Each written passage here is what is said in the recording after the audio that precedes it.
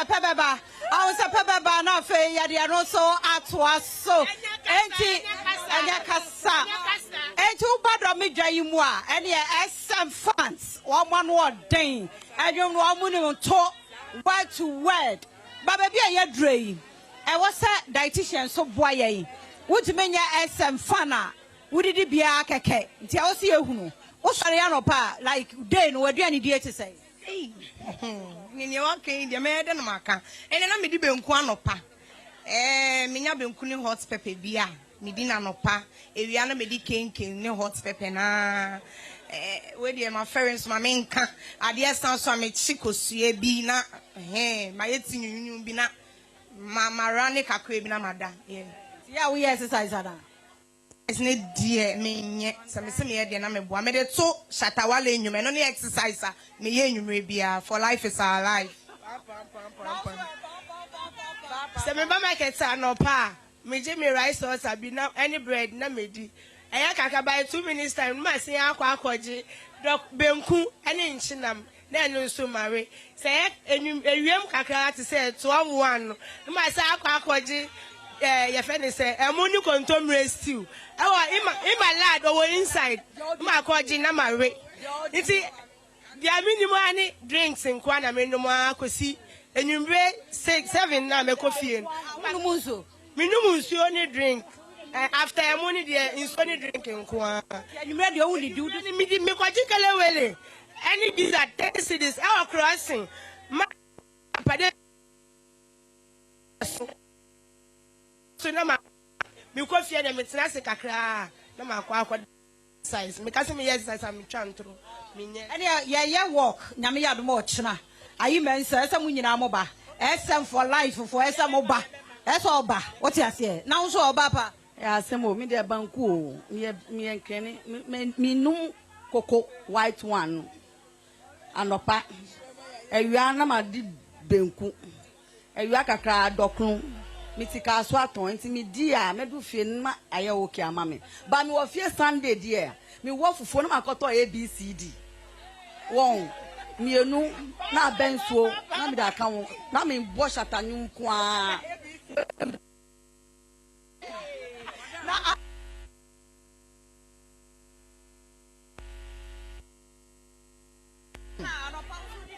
Pacho anopa benku ni meko na midi anu wi a ebo 12 fufuo 10 akụkọ nsa 15 ay 25 enu si nchen enyumle mi kofi a eja misanya benku bioma mesedi eni tilapia anase anwam endura se midi anwam but mi wi a mi ndeo mi clinic ho siesie ho na mi di nsu akohwe gugota na ma prawo se na ebe na ebetinya ayeden I digesting.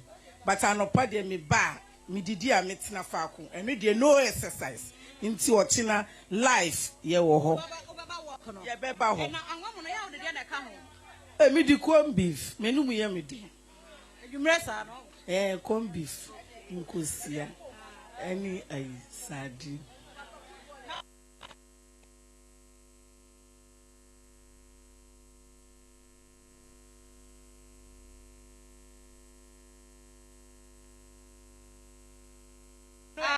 Branimo yanto ukasaro aha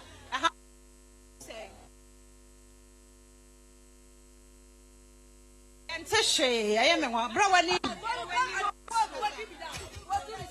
anopa numti na maji mi brodo ni mi kosia ewia na maji kontomre nkwai enu fuo enumre ma to drink on fridge no ma no bi na mada no ya wie enti no said ya omudidi no omotena sedom ne ade no wo chena nyabe ya adom a edwa yi mu do me market the way amaje yeso no e fedodo e wo se yenyina ye o e wa yi mensa ya fro be boko nye gidigidi boko SM fo momra na kwahia fit and free health work no yenko bi ye kasa sesi Frederick Opticals ash yani free wa yani free wani eno kanya enti mesrawo wa mu ye chi ha ya bra na be check wani Nebo wani ho ba fi se wani na wokanea. Me wo dietitian Victor Frimpong e wa ha se ya.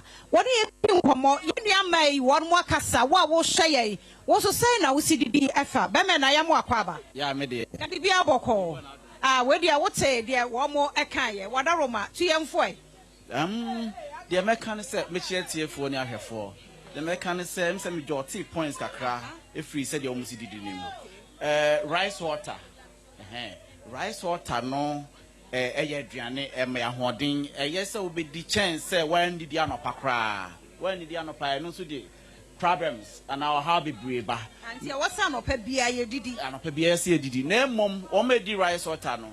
The American say nka papa ma o bana no was steam why vegetables kakra ye wo dwom ya atoso de abui de vegetables na gu ya chie sa why kakra na wo de aba wo dia na wo de ayeden wo de aka ho so we obi out bread ka ho a bread no mpem bebre na no ato whole wheat bread ye mo friend wheat bread no no ne boa e che bread no white bread no tie dia e betumi de yare bebre abrao e betumi diabetes abrao e betumi ama bread bon kura sra dia bedim e betumi ama cholesterol so openin sen e betumi asenyin sen no ho kwan ye nhye no sa me sanso me ehu TV say corn beef any anwa mo corn beef no ye ntiso kakra o mo de ade bi preserve etumi de kokram ana cancer ahodo bi ba ye ntiso and then anwa mo enye bad me concern kakra me wo hu say wo mo no de white rice na eden eno so tumi de yare ahodo to say diabetes cholesterol say eden eba nti eto de bia na ene aye aduane aba eno no de rice bi na wo de aye say white rice ni na wo pese wo di a de me shem nkran sam be ne say na wo de a freezer wo de freezer wo pese wo ye yi a wo di bia da wo pese wo di bi no wasan eden what reheat o reheat a wo ye ne sa wo de freezer wo san reheat no ano na brasse yare e betumi de abre ayeden eswati ye nhye no so sa and then I mean share woman anaju didie no so mo betu ayi bibi sei mo ba why you aduane se ba yiro se mo why would you go plate I mean would you share would betumi de go flask se de be ya ensay would you a share na warm no kama e bedru anwumre no ansa na obedru fie no wo ma ekodru fie anadwo no ansa na obedru fie no na wadidi nti so omo ye ebe fie adwuma mu a na omo di nti obedru fie na nane aye na adwuma sa eni ko se wo mo kɔ fie 7 8 no na omo didi de bia ba ne sa ebetumi wo obi a wotaye sa de na ebetumi de oha aba ho no bi ye de a ebetumi de cholesterol sama ba cholesterol no so kosura ebetumi de akoma ne ntini mu yare ba ebetumi ama brebo no adore srade de friend fatty liver disease no fatty liver disease ni stay ya etumi da ne cancer of the liver yensha no say any diabetes akoma yare cancer edolso ehun ha no edolso yensha no so sa enti adwayi mu yi adwarifo no obi etie ye wo mo as a dietitian putu obe na ade be ma wo mo ebi mo ebi ababi o mbejo nso kra edinti nso kra no nse de nhia wo mo sa de na obeka kire wo mo ana se obi si so obejo nso de ne nso no kra wo nanom kra sister Fia hydration is so important nsu a obenum dudu abenom boa ma kidney yare emba oso pesca o enso behwe na sika na to me nya dialysis yesika na ye ntumi mfanya dialysis no ye nhye ne nso ye num nsuo de obetumi ahe ne se sachet nsuo ni bi na onum a wape vortic kese yi bi oba watotre wati ano odi agum na wa chiro se mo be 3 ana 2 de na wanom sansu efi sa de bi aka ho free market na be 5 sachets de why den wanom awie and men can say person be call wash according so nti there be we na say no so de o ha be ba se ne maka no Asane my o contact ana efutu obi e wo ho a wo de be ma obi a wo hwe. Efutu a me de be ma the whole Ghana any across the world in say adwadifo wo ha dome any adwadifo wo ekru ye kru mu nyina Ghana nyina no ye nhwe adidie no wa wontumi nye ntina ya ye school na ye training kofobia from dietitians wo de omo no yen ye the dietary and lifestyle strategies and eboa ma yare mba na yare no so kra ba ye the same dietary and lifestyle strategies no aboa na yare sa nti yetime de aduane sa yare pa eni aduane bi won so ye di no na ma ye yare pa aduane bebre mi ntumi nkeka ye ni bre nti ye nhye no so sa obia mpe dietitian yankopon ada roma kane ebi ni ha ebi ni Ghana by say the yankopon ada roma ye nya bi mi ankasa nso me dietitian ni bi wo pe ma chiri kwan ma chiri kwan a me wo kwabenyi Nutri fertility adeti through pa ye ne say ye di aduane any lifestyle strategies ebeboa amanyinsan aba se wo so wo panyinsan na say eduro nko na wo no ma kai hu say waja bibi wom say wo pe sa de na chiri kwan a diet, that is the diet, the very type of diet that you should have to optimize your fertility. And yan nko yesan boa ye de aduane lifestyle strategies no eboa manage kidney disease.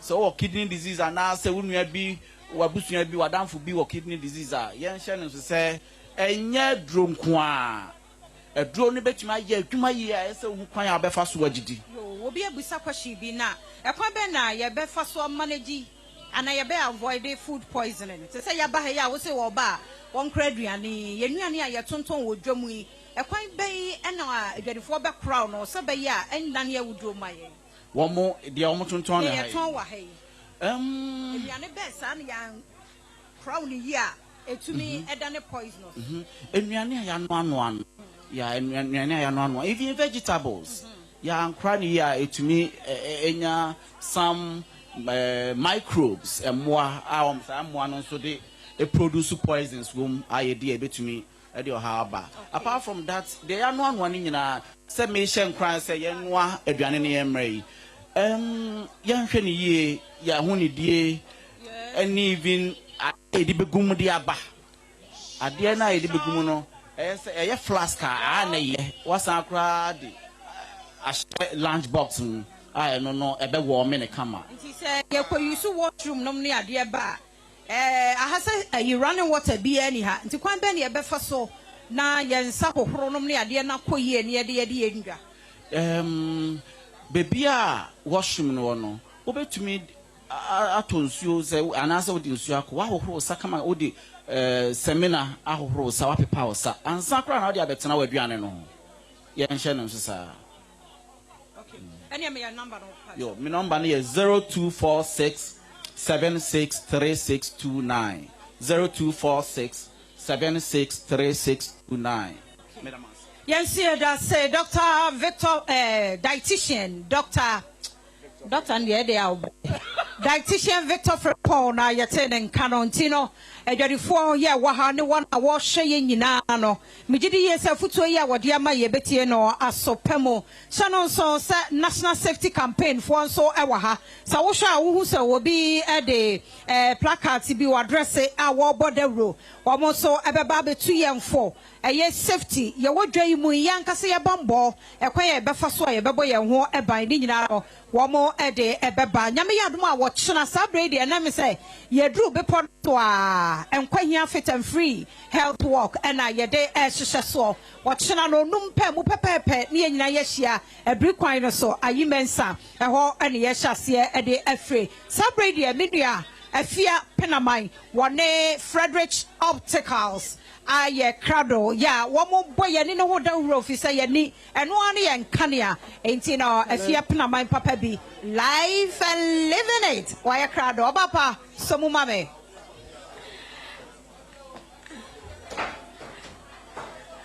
Abusia ay yegusua ye bonka ye akyerɛ mo sɛ ye ni ehu hia enti e wo sɛ ye ma ye ni hu hia ye monim sɛ ye ni na ye han sɛ wani fra esuma druwa ne sa ewiase kwa enye wo de enti ene na se fata se ye de eye screening e ka dwumadie yi ho na so far wo sha nipa dodo na aba a omu screening omu hwe de ekoso ai doctors for ne ye ne omu bekasa ne ya hwe so far omu hwehwehwehwe wo mu no ekosan enti me wo doctor wa ha doctor ye kasa kakra nena ekosan nyame adom boko. So far, who screening a mommy for you? What who be? What shy almost first time? Are they impressed? Or how many I saw? New who know a year or more on one cases be so bad na. You seriously can on the CNA what the market eye free eye screening. Ya buy the whom ya shall say uncle for Bakumi. Yamia don't be more buying glaucoma na ya see a check and be more dear. But we was about banana both eye pressure and it was true. Ya de can't be ni be markers I say. I was so emotional because eye pressure and say question a cool and in aha until I can't so say so I won't check your eye pressure da on your glaucoma test da I am very important say now but sorry the market for Muntin and Yawaha Adom TV about the oye and Yawaha the machines are by check glaucoma eye pressure et obi about many come and I condition the door higher checking when you get cow, okay, I dear woman here, obviously better money, so Nina no pay machines go ha, ya they check it. Yeah, we are as a Frederick say, what in the Kanya, no about home buying, yeah. When ni ene Kanya, now about home buying, any dear, and who here. Now there has a be to when this will get to where been passed and I see ya fa. Na and to say when ye fra and good say ya wa say no ma ye hwe ni na yakwa maame for yi so ne no mo nkasa kakra ne hwe so far o ma ye impressed na wan ya hwe no ne ne nkasa kakra maame ya hwe o kakra afi ne ye be hwe obi wa ha ya hwe no okay ebi wa ha ai maame pacho ba ni say kakra me so ba ai okay. What the relax it. My member has said, near Casa. So far, I'll call ye screen ya show and no send ye city, send a call ye. Pacho be Ediana Cacho, Yanka here and Joe. Pacho, I'm catching something need you. Now, why you be that? What are screening when he? For so many years. Now, a free subway say, no, and they are we, when was the last time are we? Ache, what do any boy be saying? Oh, Ache, I drone a mediguso, man. So, who on sent Adom TV, I had dear pa. I was Adom TV, I had dear Ancassa. Say it to me, a boy room, our domain market has say no. Send a far to your host to say, yeah, but show your mamma any. Obia ya tonka fo obia o hwe ha ya mampo e bi ginagina kire ho o gusudi queue ne so a o mo ba wo mo didi so no ye ne bi so nkasa hwe ade. Hello. Yeah, hi. Akwaba. Yeah, now. And then I'll catch Adom TV and pay. Oh, Adom TV for my idea pa. In fact, any need na me ankasa na me pese me nkɔhwɛ mani. Enti ene manya akwanya sa Adom for eye no free a me ntiaska bia na wo say me nye word na me mehwɛ pa. Adom for ya ade pa. Na ede I was expected dey na ha wonti a na pese screen wani ana say hwa na wo hwe ho ye nti na pese screen. Yeah, actually wo hwa me hye dark idu awia na e bopa ya na mani so ye me like meet me hwe awia no ana say na yes na e me visa ti me ana me de ahye ne tim say e wo say me nko na me hwe mani nti adomfo ye no na say me take sa opportunities na me hwe pa nti adomfo mo aye ni nyina ya ye ni nyina e adom nko a ne e be yesa ai mam e de na o ka cha adom fa no so me ka tro mo se nyame hiro mo pa se na no pe o mo di se adwumadie aba nim yen hwe what screen when you pay and now first time ni my ye pen o mo be ye wo ha na me ye my ye pen okay yeah na ache no mo se me kwaje spaces so ma kwaje nti ache nti ene so me te ye de me se me be hwe. Okay, on sem fie na ikwa ni ma na ne me ba fom ti na de doctor beka bia me so na de aye adwuma se ka se glasses a me so no wajibi why Okay. Oh, bibi kakaka. Kasa, yanko. Yo, medasi, Mediani AMB Enterprise, Bifology, and a buyer. No question ni Adom FM. Budi ni muhunam sempa. Aha, no question ni screening here, Cosweno. Macquaco media. Na me drive ni. Me who say, old driver na to cry, as when in ya, a cause accident. And it is modest way I be no, me the papa. And penny water cycle home fast when free. And to media and say, may shemini. Na umfusubia was ubiano. Or much me abuamen a fruso. If say, driver need ye, when me and Okania. We are the Padasinia, when me and Okania. And Adom FM, Mudi and Monam say, Yamishramo, na on Tremo Cobamu, Adam was a pa. Yes, yeah, that's it, baby. I was here. Adom TV, dear. Munim say, "Oh, mamu." Enti adia we adia ye beko so aya mamu brano and nunti and I was a baby almo efidie eda Adom TV, Adom FM. Bibia ye beka no hobia na ususweti bi. Sa wonim say efia peramai ebo no num memen da bia. Me di dwumade bia run life and living it. Na munim say life and living it. Afa brabo ho ene se ne obesi abo no edi wo nkwa amen. Na so obedi wo nkwa amen na se wani wa no sinto wo ho a. Ekwan be na obefa so edi no. Sabi wo ska dan ma na wani no enye adwuma de na wo beye. What I say esuma duwa ne sa. Enti no Baby, ye no Adom TV, Adom FM. Baby, I was a udiache. Now shabby. Now ye church so no wafa. No wasia. Now boa. Nina yet me the enqua. Ame. I tell life for living it. Ebono numbia Saturday. I am now bomode. Now they are to na me church pa. Mema maybe so I say no. I mamene and Kasakakra. And what was she? Nana Diana, o expect wa hasenti a wa join a team yi. Me patrol me we ni program kakra. O ho ana ekeka me. Si me pesa me mra na me check nhwe. Na wa check bi da. Chode. Afi na me be check ya. Na brebe sen ni na unhu se wani ne keka wa check akwa na. I check because of Saturday we na e wo ho but me nim ade preko. Ti o ho ana me ekeka me na se amama bi free sober. Si na omode sakwanya we be na me so ma me check me amenhye me don for na che ya na unko check di entina na unko check. Oh na me fa de say no ma ba me share ye no still if you say na e be ko but still into me continue person me check na me nhye kanu kwene ya ho de nsam na hu se we ye free na entina adu mi ka ba me boa ade free de do me ma ye pe nti free aba de o say me so me be check me de na me hye na nkwa ya me Enwa no nti de na okacha Adom anope. Oh Adom for ma mo ho ye fe. Nyame nhira mo na o ma mo kwatentin ni nche. Se mo de akwanya se able market for. Ye da masi bebre. Mo ho to ye na ye hunu mu TV so e fi se ja camera no but we the reality se ne o ka no. Ye da se ene ye guso a ye hwe ye ma before ye ni ye guso a ye bohu dawro e wo se utumi ma wani hu hia o pa ye ani eno ane kanea te se wani ehu ade se ne ye wo pa wa wunya ni je bi wo mu what I say udware na sam na kwa keke so wani so a ya hwede we a ho mete enti ene no minim se we live bebre ne de pre nipa ewo ahase nom Adom Dwadifo nyina emochenku emra hase nom na yehwe yeguso a yehwe what I say Adom TV yenko an ye wa de pa ye din ne ye honam se ye maami binom so wa ha maami ne omon kasa kakra